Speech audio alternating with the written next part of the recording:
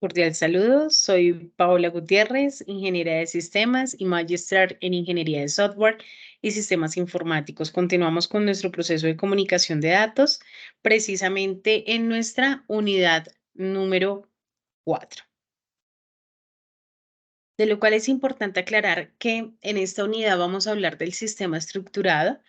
Como sistema de cableado estructurado, vamos a ver las funcionalidades que tiene, los componentes que hacen parte del cableado horizontal y también aquellas que hacen parte del cableado vertical. Para eso vamos a comenzar a distinguir dentro de los procesos los modelos de protocolo OSI por jerarquía. Recordemos que dentro del modelo OSI en sus 7 capas de desarrollo, vemos las capas separadas por una serie de protocolos, las cuales permiten que de alguna manera las comunicaciones entre las entidades sean equivalentes dentro de su funcionalidad. El proceso de protocolo de intercambio en dichos procesos permite que sea la validación dentro de los datagramas los que nos permitan verificar el envío y la recepción del mismo. Por lo tanto, podemos ver que los protocolos de modelo OSI implica que tienen que tener dentro de sus servicios la provisión de involucrar en cada capa los servicios de navegación a nivel de acceso directo a cada punto y permite que la relación de las capas a nivel de cliente-servidor se estén dando en el proceso. Sin embargo, cuando nosotros estamos interviniendo dentro de los procesos de iteración frente a los servicios de comunicación, pues necesitamos verificar realmente bajo la industria de telecomunicaciones de asociación, TIA, ¿cuáles son las representaciones interesantes que ésta nos puede dar de acuerdo a esa asociación? Recordemos que TIA es una de las normatividades estandarizadas para poder garantizar un buen sistema de flujo de información, de lo cual también nos conlleva a verificar que los protocolos a nivel de encapsulamiento validen dentro del proceso de TCP la transferencia del empaquetamiento, las unidades de los datos de protocolo que nos permitan identificar la adición de control de los datos para poderlos encapsular. Sin embargo, para cada uno de los componentes que vamos a conectar, es indispensable que ellos tengan una definición exacta de acuerdo a sus componentes para poderlos identificar. Recordemos que necesitamos una dirección IP, necesitamos una máscara de subred y una puerta de enlace. También, si tenemos navegación por conexión, necesitamos de un DNS preferido, ¿cierto? Un DNS alternativo, que es el que nos provee el servicio de Internet o el proveedor de servicio de Internet. Y lo que toda tarjeta de red debe tener, su MAC como identificación única de acceso para poderlo identificar como su componente físico de tarjeta de red. Claro, existen diferentes tipos de funciones de flujo que nos pueden llegar a determinar algunos tipos de problemas. ¿Cuándo podría ser un problema? Cuando el emisor es más rápido que el receptor. Esto puede llegar a que nos traiga problemas de lentitud por la cantidad de canal que nos está utilizando y precisamente por la cantidad de datos que nos está botando. Entonces existe un desbordamiento de memoria dentro del canal. Por lo tanto, la solución sería controlarla por medio de un receptor que regule esos datos, que no sobrecargue la cantidad excesiva de los datos y que precisamente el emisor se encargue de enviar esos paquetes por subpaquetes de tal manera que cuando los encapsule, el receptor le llegue la información de la manera más idónea. El control de flujo a nivel de funciones permite manejar unas técnicas. En primera, debe haber una ventana deslizante, como les comentaba en el video anterior. Debe haber una fija y una variable, y dentro de la parada de espera debe venir un flujo de control donde nos notifique que realmente ya finalizó el envío de la información. Precisamente esos controles de flujo nos ayudan a regular los paquetes enviados al emisor, que permite que no se saturen su capacidad, que la técnica más común dentro del envío es que precisamente nos de manera asíncrona conecte el envío y luego lo recepcione, pero las dos cosas al mismo tiempo no lo podría hacer. La parada y el espera, pues como tal, el receptor indica la disponibilidad para mantener un envío confirmado. Los mecanismos de la ventana, pues nos permitirán, de acuerdo a ello, verificar la disponibilidad de los procesos que tenemos regulados para que las tramas o los caminos, como veíamos en el análisis de la red, nos permitan verificar el tamaño del componente y las variables que estamos manejando en él. Por lo tanto, el control de flujo se mantiene de acuerdo a la parada y la espera, sin que los canales emitan una transmisión de error.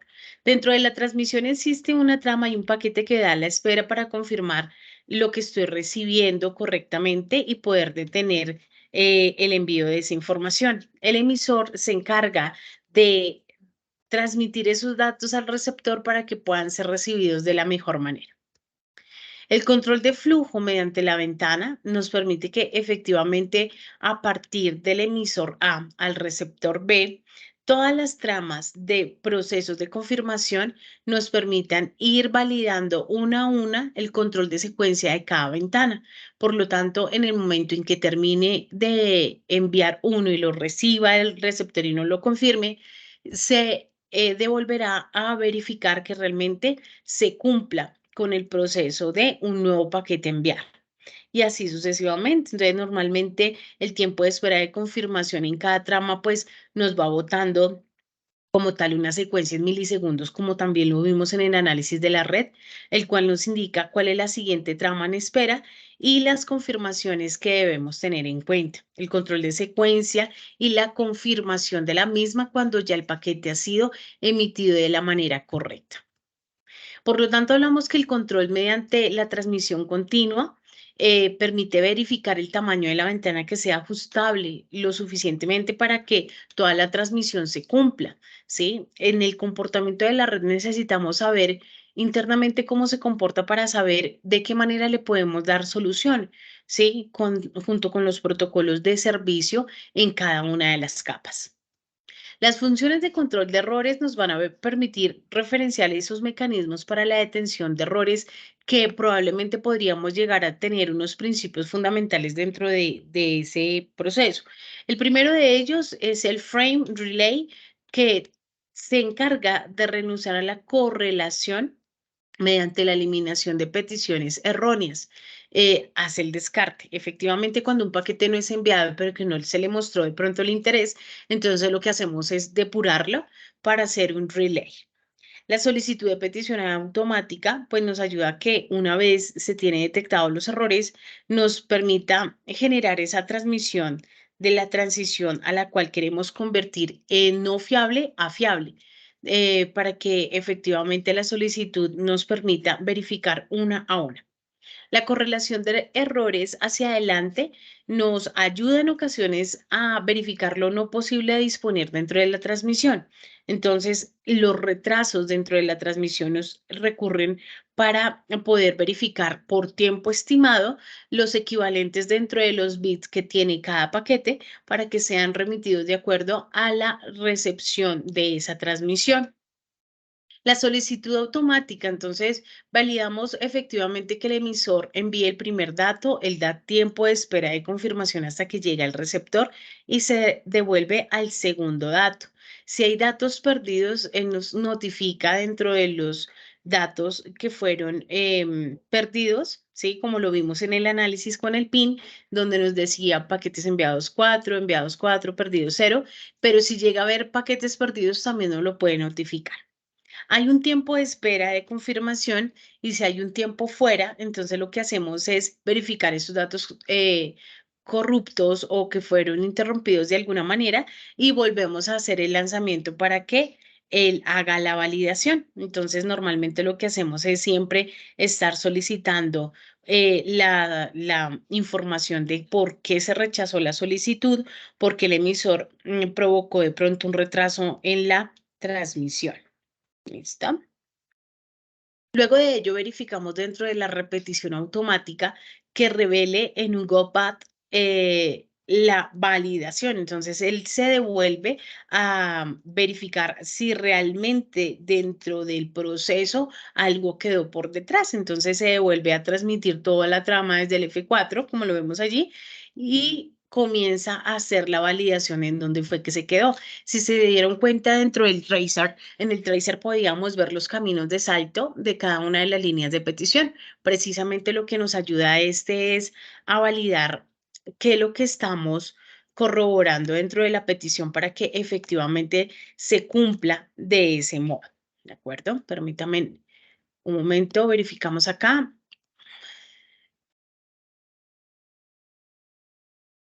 Ok, entonces la solicitud de repetición automática ayuda a que se devuelva en tal caso de que exista algún tipo de error. Por lo tanto, cuando estamos viendo la capacidad de las indicaciones de lo que no fue recibido, él se devuelve, verifica y nos da la transmisión de la información.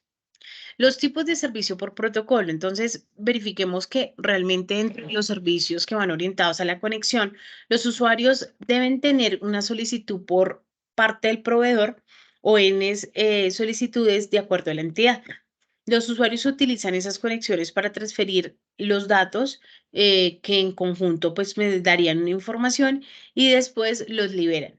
Se establece la comunicación primero por conexión, luego se enumeran la cantidad de paquetes que vamos a distribuir y luego toma un camino en cada una de las peticiones.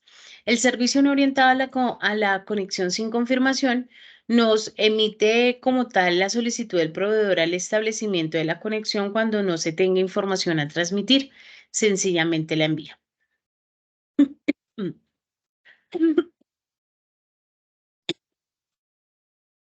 No es necesaria la conexión si se envían las peticiones, pero sí se acude en el recibido. Se evita de pronto a redundar los reenvíos para verificar cuáles son las pérdidas de la conexión. El servicio no orientado a la confirmación son aquellos que no existe ninguna conexión, que efectivamente estamos verificando por medio del PIN y nos dice que no, está por fuera de tiempo o tiempo de espera agotado. Cada petición es continua dentro del destino y por lo tanto se deben reenviar a las peticiones por medio de un token ring, que es el PIN que hacemos nosotros para que sea llamada a la dirección. Entendiendo esto, entonces nos vamos a ir a la parte de componentes estructurales de nuestro cableado estructurado. Entonces, determinemos primero qué es un sistema estructurado. Hay dos diferentes tipos de cableado estructurado, el cual puede ser horizontal o el cual puede ser vertical. Se define desde ahí sobre el área de trabajo o cuarto de telecomunicaciones. ¿Qué componentes debemos tener en cuenta? El cable, la salida del conector de área de trabajo, la terminación mecánica, los patch core, los jumper, en caso tal de que los necesitemos, incluir los puntos de consolidación de salidas múltiples de los usuarios. Debemos definir muy bien la topología de red que vamos a trabajar. Debemos saber la salida en la cual se va a estar conectando nuestro cuarto en el mismo piso del área, los componentes electrónicos de aplicación, aquellos que no deben ser instalados por parte del cableado horizontal, los que son necesarios para que sean puestos por fuera de las placas de la pared, permitir el punto de transición a nivel de consolidación del cableado estructurado, las distancias horizontales, un máximo de 90 metros, me permiten en 10 metros adicionales para cables de conexión. Si se usa una salida de múltiples usuarios, las distancias se modifican. Cables reconocidos, cuartos de pared de par centrado por ohmios, dos o más cables de fibra óptica, ¿sí? En caso tal de que los necesite, recordemos que estas pueden ser de 62,5 y de 125 micras o de 50 o 125 micras. Los requerimientos mínimos de las salidas de trabajo deben ser uno por UTP de 100 ohmios a 4 paredes, mínimo de categoría 3 o máximo categoría 5, que sería la recomendada. Las salidas de información categoría de cable UTP por 6 manejadas por 100 ohmios. La fibra óptica debe ser de acuerdo a las micras que estemos manejando, por lo tanto deberíamos tener dos micras de ellas de 50 a 125. Y dentro de esos procesos, pues determinar los planos, las distancias en las cuales vamos a trabajar. Entonces, recordemos que los UTP manejan una distancia máxima por transmisión de voz y mínima dentro de los procesos, 800 metros de transmisión por voz y 90 metros por aplicación de datos. La fibra óptica va de 50 o 62 metros cuadrados. Y dentro de la fibra óptica podemos manejar un mono de 300 metros. El cuarto de comunicaciones es tan importante como lo vemos allí en la imagen, manejar un área exclusiva solamente en el edificio para el equipo de telecomunicaciones. La función principal de la terminación del cableado estructurado es que precisamente los cables horizontales y verticales deben ser cross connect, es decir, de conexión cruzada. Las conexiones de los cables horizontales o verticales pueden ser interconectados o conexiones cruzadas. Deben ser diseñadas de tal modo por la normatividad TIA e IA de la 569.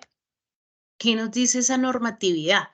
La normatividad nos indica que conforme a la asociación, las telecomunicaciones por estándares de asociación a nivel de 569 habla de la temperatura, la humedad dentro de los espacios de los cuartos de telecomunicación, los cuales deben ser adecuados para ello.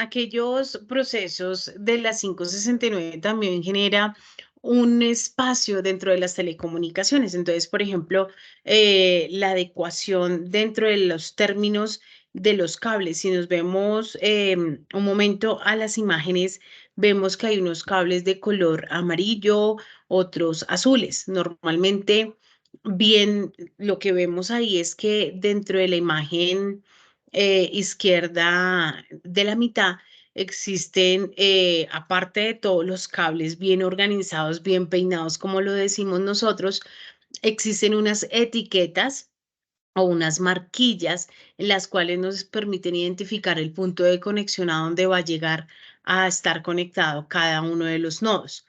Y por otra parte deben venir muy organizados, no deben venir cables sueltos, todos los componentes debidamente controlados bajo la supervisión de la normatividad.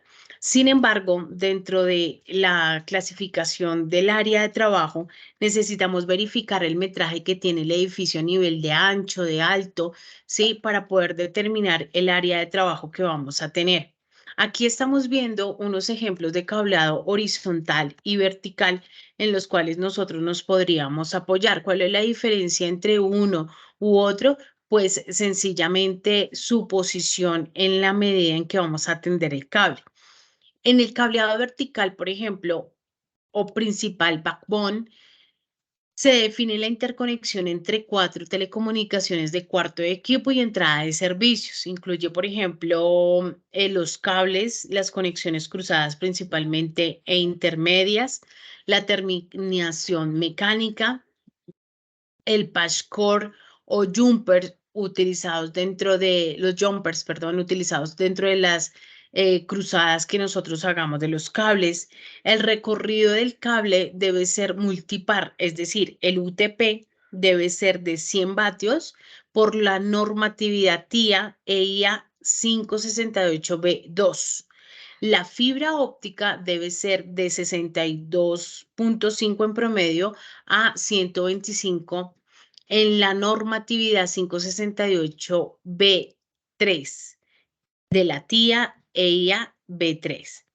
El cable de fibra óptica debe ser de 50 a 125 de TIA a nivel de 568B3. Y el cable de fibra óptica mono a mono debe ser de esta misma categoría de TIA por normatividad EIA 568B3. Cada una de las distancias se deben respetar para que la comunicación de voz y datos no se pierda. Recordemos que de voz se garantiza que tengamos un óptimo rendimiento a máximo de 90, ¿cierto? En datos y 100 en voz, para que no lo perdamos de vista. La entrada de los servicios. Cada cable consiste en una conexión y dispositivos de protección, además que sean necesarios para esa conexión. Entonces nosotros nos podemos apoyar en canaletas, ¿cierto? En canaletas que pueden ser escalerillas o en canaletas cubiertas para proteger los cables de la humedad, de la tierra y demás. La protección eléctrica establecida por códigos debe indicar o indica, perdón, que no deben ir cables extendidos en el piso, ¿sí? De por sí que los cables a nivel eléctrico deben venir por un lado y el de datos y voz deben venir por otro, pero no nunca tendidos en el piso. Lo que hacemos es mantener una escalerilla en la parte superior del techo para que efectivamente por normatividad sea pues lo más competente posible. La protección eléctrica establecida por los códigos eléctricos aplicables deben ser diseñadas de acuerdo a la norma, es decir, los requerimientos de instalación, las precauciones del manejo del cable, evitar tensiones del cable. Los cables no deben ir enrutados por grupos, deben venir separados, no pueden estar apretados tampoco, deben ser entendibles en poderlos sacar línea a línea, que efectivamente la información que yo vaya a sacar en cada uno de ellos me permita destacar el funcionamiento del mismo. Se deben utilizar rutas de cable de acceso propio de 100 ohmios, UTP y el área de trabajo. El área de trabajo es fundamental porque se extiende dentro de la placa de la pared llamado faceplate, el cual este equipo de usuarios diseña modificaciones y adiciones de fácil manejo. Normalmente, todas las puestas que nosotros tengamos a nivel de empotración a la pared deben venir con una recubierta o con una toma de RJ45 para poder conectar, entendiendo que debe haber una fuente de energía o unos cables de energía que alimenta la corriente con una electricidad regulada. ¿Qué quiere decir regulada? Que no se va a subir a los 110 voltios, que si esta se llega a subir, que tengamos un control desde el cuarto específico para que no tengamos sobrecalientes los equipos y que distribuya de manera organizada la electricidad en cada uno de los componentes. Si nosotros tenemos dentro del cuarto de conexión servidores, recordemos que los servidores no se pueden apagar, los servidores deben estar activos 24/7. Por lo tanto, estos servidores deben estar conectados siempre en una fuente alterna que le permita dar la distribución de energía que requerimos. La salida de conector debe ser a 100 ohmios con cable UTP. Los cables deben conectarse a un jack modular de 8 posiciones. Los cables de conexión en un patch core, los jumpers deben estar ocupando un desempeño en la TIA EIA 568 a una distancia máxima de 5 metros. Si supera esta, ya debemos tener atenuación y pérdida de datos. Es importante que tengamos claro que efectivamente cuando nosotros estamos manejando la norma estandarizada, por norma americana, pues efectivamente podemos cumplir con estos parámetros. Si nosotros nos vamos solamente a la suposición de estas, pues vamos a incurrir en problemas. Recordemos que el cableado estructurado también define un conjunto de cables, conectores, canalizaciones, dispositivos que componen infraestructura al nivel de telecomunicaciones, que pueden ser en un edificio, en un recinto. Su función principal es que todos los dispositivos emisores y receptores, con el objetivo de crear una red local, funcionen de la mejor manera. La estructura contiene una combinación de trenzado, en UTP, STP, FTP o fibras ópticas, cables coaxiales que deben cumplir los estándares universales que son fácilmente entendidos por las instalaciones y las administraciones de red y cualquier otro técnico que trabaje con ellos. Los elementos de los cableados estructurados a la hora de realizar la instalación. Entonces, debe tener en cuenta los elementos que vamos a conectar, las características del diseño. Como les decía, ¿qué tipo de red vamos a hacer? ¿Vamos a hacer una red WAN, una red PAN? ¿Qué tipo de red? Entonces, es el tipo de red de área local, como lo vemos ahí, en las imágenes son las que me definen como tal la topología de red que yo voy a utilizar. Entonces, topologías va a ser de bus, de anillo, estrella. Entonces, ahí miramos si es una base lineal. Entonces, lo que hacemos es refinarlo de acuerdo al horizonte entre el techo y el suelo. De ahí su nombre. Se compone de dos elementos de rutas y espacios horizontales que se encargan de, además de distribuir y soportar toda la parte horizontal, conectar también el hardware de la salida de trabajo y el cuarto de telecomunicaciones, como lo define la norma EIA-TIA 568. Para este cableado que contiene mayor número de canales individuales de forma de instalación, buscamos el cableado vertical, también conocido como backbone o cableado troncal. Proporciona interconexiones entre las salidas y servicios del edificio, el cuarto de equipos, el cuarto de telecomunicaciones. Este cableado es el encargado de realizar la conexión vertical entre los diferentes pisos de un edificio, estableciendo los medios de transmisión, los puntos principales e intermedios de conexión cruzada y las terminaciones mecánicas necesarias. La norma EIA-TIA 568 prevé la necesidad de ubicar la transmisión del cable vertical en habitaciones independientes, pero que estas son llamadas armarios en telecomunicaciones en algunos de los pisos. El cuarto de comunicaciones se conoce así como la sala donde se alojan y se centralizan todos los elementos que componen un sistema de comunicaciones: los cables, los accesorios de conexión, los dispositivos de protección, además de equipos que me permitan conectar en el edificio a los servicios externos.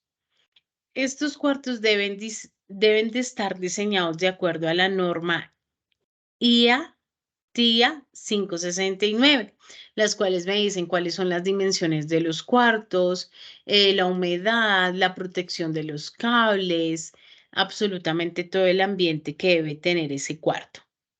Tipos de cables, velocidad y categorías. Entonces, si estamos hablando de cableado estructurado, vemos que se ha llevado a una gran evolución las categorías del objetivo de soportar mayores velocidades y arquitectura de redes más complejas, para lo cual interpretan la gestión eficiente de los edificios inteligentes. Si estamos hablando de cable UTP, como lo vemos ahí en la imagen, estos cables UTP, ¿cierto? Tienen una norma estandarizada. Esa norma estandarizada puede ser categoría 1. La categoría 1 es utilizada en las telecomunicaciones a nivel de cableado de timbrado, se llama. La categoría número 2 frecuentemente es utilizado para redes Tuking Range de 4 megabits por segundo. La categoría número 3, actualmente definida por la TIA EIA 568B, fue y sigue siendo utilizada dentro de la Ethernet, es decir, en equipos de conexión física en 10 megabits por segundo. El diseño de la transmisión de frecuencias lo hace entre 16 megahertz. La categoría 4 es utilizada a nivel de 16 megabits por segundo. Esta está diseñada para la transmisión de frecuencias hasta de 20 megahertz. Finalmente, la categoría 5 es la más frecuente utilizada en servicios físicos Ethernet o fast Ethernet, la cual llamamos a 100 megabits por segundo. Está diseñada para la transmisión de frecuencias de 100 megahertz. La categoría 5E se encuentra entre las redes fast Ethernet de 100 megabits por segundo y gigabit de Ethernet por 1000 megabits por segundo, diseñados habitualmente para la transmisión de frecuencias de 100 megahertz, pero puede superarlos. Esta categoría de cableado estructurado sigue siendo, sigue existiendo y no se recomienda de pronto para, para posibilitar velocidades de ancho de banda que requieran tecnologías actuales. Las categorías son más demandadas actualmente y las que se proporcionan necesarias para los escenarios es la categoría número 6. En esta categoría actualmente es definida por la TIA EIA 568B, usado por redes de gigabit, perdón, de Ethernet de 1000 megabits por segundo. Está diseñada para la transmisión de frecuencias de 250 megahertz. En la categoría 6A, definido por la TIA EIA, se usan redes de 10 gigabits, perdón, Ethernet por 10.000 megabits por segundo, diseñado para la transmisión de frecuencias hasta 500 megahertz. Está totalmente compatible con todas las categorías anteriores incluidas en la categoría 6 y en la categoría quinta E. Esta categoría 7 caracteriza el cable en 600 megahertz, la cual su intencionalidad en la ISO de 1180, que es la de calidad, certifica que realmente las redes de 10 gigabit de Ethernet y comunicaciones es de alta confiabilidad. En la categoría 7A se garantizan cables de 1000 megabits, megahertz, perdón, en donde la norma internacional a nivel de calidad de ISO 11801 actualizada se emplea en redes de 10 gigabit de Ethernet y en futuras comunicaciones dan mayor velocidad de transmisión de datos. En la categoría número 8 ya tenemos este último cableado lanzado al mercado que ofrece un ancho de banda de 2 gigahertz y velocidades de 25 gigas y 40 gigas. Tiene hasta 30 metros de longitud, lo cual su uso es exclusivo en entornos de CPDs, o sea, redes de centrales a nivel de proveedores de servicio. ¿Cómo puedo certificarme dentro de la red? Entonces, cualquier red de cableado estructurado que tiene que ver con la correspondencia de certificado que garantice primero los materiales que sean de buena calidad, que el proceso de instalación sea según la norma de calidad y, en definitiva, que la instalación completada cumpla con la normatividad. Por lo tanto, las soluciones son comprendidas dentro de las comunicaciones como necesarias y compatibles dentro del entorno. En conclusiones, podríamos decir que el cableado estructurado es una herramienta de infraestructura de red inteligente. De igual manera, permite estandarizarlo, gestionarlo y generar una conectividad de un edificio a nivel horizontal o vertical, como lo mencionábamos hace un momento. Se concluye también que satisface las crecientes necesidades de la tecnología de los edificios, que son cada vez más inteligentes, y que posterior a este proceso, pues efectivamente podemos garantizar esos buenos servicios a nivel de buenas prácticas de desarrollo. Entonces, dentro de esto también podríamos decir que existen dentro de la estructura de cableado estructurado esa norma o esa ley que me permite determinar que efectivamente yo puedo contar con un cableado seguro. ¿Cómo conozco un sistema de cableado estructurado? Consiste en que efectivamente el par trenzado que yo esté utilizando esté efectivamente dentro de la norma, protegidos dentro de la UTP, que efectivamente me ayude dentro de la implementación de la red de área local, sustituir el par de cobre, que efectivamente la IEEE a nivel de 802.3, que es Ethernet, también trabaje sobre fibra ópticas y coaxiales. Los diseños se pueden dar de acuerdo al coste de material, el mano de obra, las interrupciones de labores, el hacer cambios de cableado a nivel de su estructura por el diseño, que la distribución horizontal debe ser diseñada para facilitar el mantenimiento y la relocalización de las áreas de trabajo.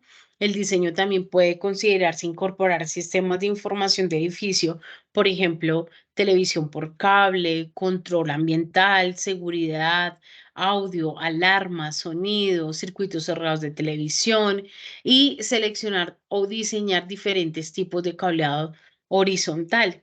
Finalmente, lo que yo busco es que cada departamento, como lo vemos en la imagen, tenga su finalidad de conexión, que efectivamente las oficinas estén encargadas de acuerdo al departamento, que tengan un distintivo dentro de la simbología, que el firewall esté debidamente bien configurado para que maneje los protocolos que nosotros necesitamos de acuerdo a la red, que los equipos de conexión que yo esté trabajando, pues se encuentren dentro de la norma EIA-TIA 568A, las cuales recomiendan dentro de la topología de cableado horizontal, que debe seguir la topología estrella, normalmente es la que recomienda por su economía, por su fácil implementación. Esta toma cada conector de telecomunicaciones en el área de trabajo donde debe conectarse en un cuarto de comunicaciones, que la distancia horizontal máxima no debe acceder a los 90 metros para que no perdamos datos de voz y datos establecidos dentro de la red. La distancia mide la terminación mecánica del medio de interconexión horizontal en el cuarto de telecomunicaciones hasta la última toma. El conector de comunicaciones en el área de trabajo además debe recomendar distancias de 10 metros dentro de las canales de trabajo y los cables de cuarto de comunicaciones deben estar cordonados por un parchero, los jumper y los cables de equipo. Todos los componentes que vayamos a utilizar dentro de los elementos se distribuyen de acuerdo a la ubicación que se debe llevar en orden. Si estamos hablando del cableado horizontal, las salidas de cajas, placas y conectores de cada área de telecomunicación debe ir marcada adecuadamente para poder mirar la trazabilidad de dónde viene. Los cables y conectores de transmisión instalados entre las salidas de área de trabajo y el cuarto de telecomunicaciones también deben ir señalados. Los paneles a nivel de patch panel y los cables de empalme utilizados en la configuración de los cables horizontales en el cuarto de telecomunicaciones también deben venir con una marquilla. Es decir, cuando estemos en este proceso, todo debe venir debidamente bien organizado con sus respectivos amarres y llegar directamente al patch core o a la ubicación de nuestro patch core donde se requiere efectivamente para que tengamos de pronto una buena efectividad de conexión, que tengamos el orden pertinente de dónde debe llegar a apuntarse y que efectivamente su información no se vaya a perder dentro de la estructura. Cuando estamos hablando del cableado vertical o el backbone, en este backbone lo que buscamos es que el sistema de cableado vertical dentro de las conexiones del cuarto de entrada de servicios tenga el cableado incluyendo entre los pisos todo lo vertical y el cableado backbone incluye los medios de transmisión de cables por puntos principales o intermedios dentro de la conexión cruzada de terminaciones. Por lo tanto, el cableado horizontal, si no es conveniente realizar instalaciones independientes por telefonía y datos, este se ve forzado por molestias en las ocupaciones del edificio. Por lo tanto, el backbone telefónico se realiza habitualmente con un cable telefónico multipar para definir el backbone que se realiza de forma estrella. Es decir, se interconectan los gabinetes, con uno de ellos se define como el centro de estrella, en donde se ubica el equipamiento electrónico más complejo. A partir de allí, en dichos gabinetes se dispone generalmente de las siguientes secciones.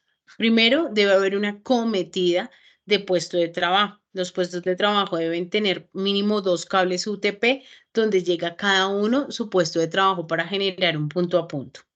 La cometida de telefónica, la cual permite que el cable multipar se determinen las regletas y las conexiones de patch panel que va a tener.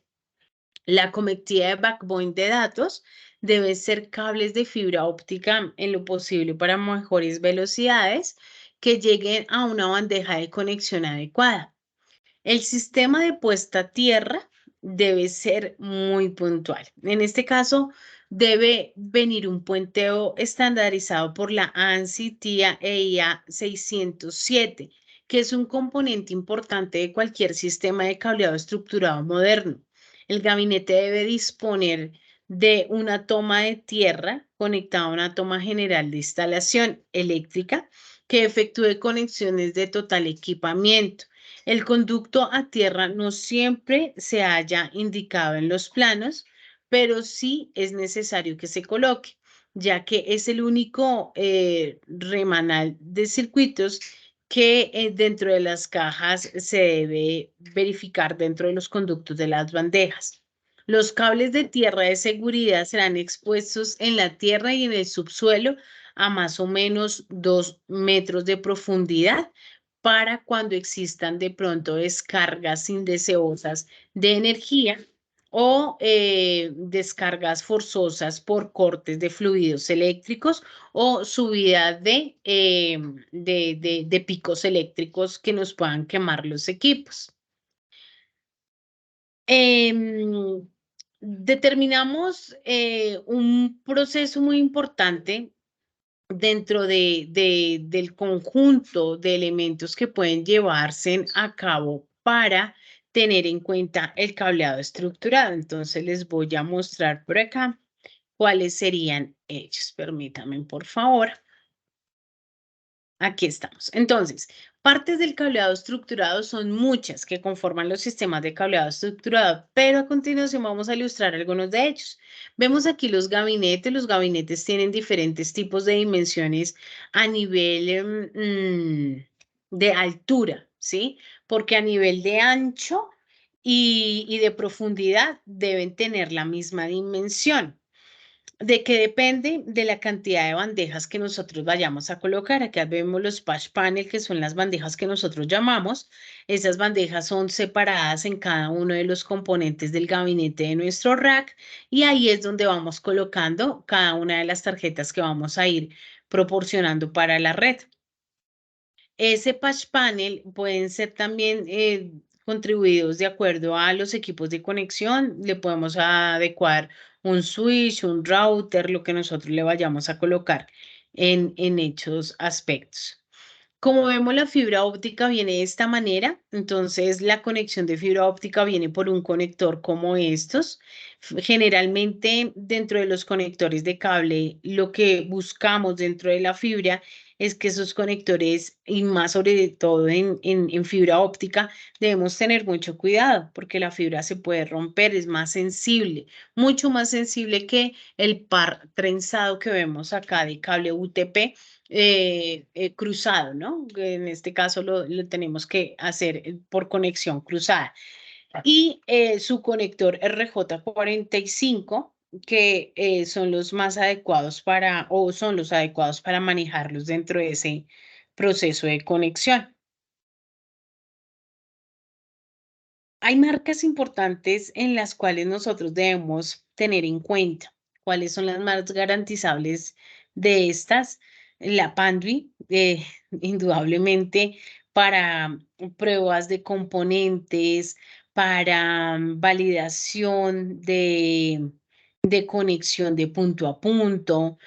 Hay unas pruebas que se le hacen para verificar si la fibra, el cable de fibra está roto. Entonces, realmente son marcas muy buenas que representan el desarrollo de buen cableado estructurado. Entonces, para que lo tengamos presente, esta es la manera de poder identificar aquellas, aquellos componentes que pueden ser usados en su funcionalidad en cable, en estructura de cable vertical o en estructura de cable horizontal, en tal caso, ¿de acuerdo? Entonces, en la siguiente unidad, bueno, seguimos en la cuarta unidad, pero en el siguiente encuentro ya hablaremos específicamente de los estándares, de cómo se deben hacer cruzados directos, de acuerdo a cada normatividad. Entonces, nos vemos en un próximo encuentro para poder validar esta información. Que tengan un resto de día agradable.